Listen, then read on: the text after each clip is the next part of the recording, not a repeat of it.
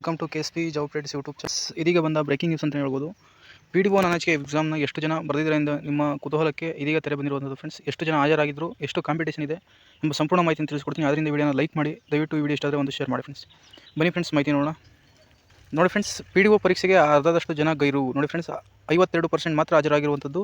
ಖಾಲಿ ಹುದ್ದೆಗಳಿರುವಂಥದ್ದು 150 ನೋಂದಣಿ ಮಾಡಿಕೊಂಡಿದ್ದು 3.86 ಲಕ್ಷ ಮಂದಿ.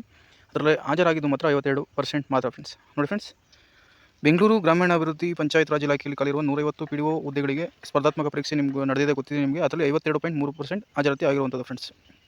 ಮಧ್ಯಾಹ್ನ ಪರೀಕ್ಷೆಗೆ 52.3 ಆದರೆ ಬೆಳಗ್ಗೆ ಪರೀಕ್ಷೆಗೆ 52.5 ಆಗಿರುವಂಥದ್ದು ಫ್ರೆಂಡ್ಸ್. ಇನ್ನು ಎಷ್ಟು ಜನ ಅಭ್ಯರ್ಥಿಗಳು ಪರೀಕ್ಷೆಯನ್ನು ಬರೆದರು ಅಂತ ನೋಡಿದ್ರೆ ಬನ್ನಿ ಫ್ರೆಂಡ್ಸ್ ನೋಡೋಣ.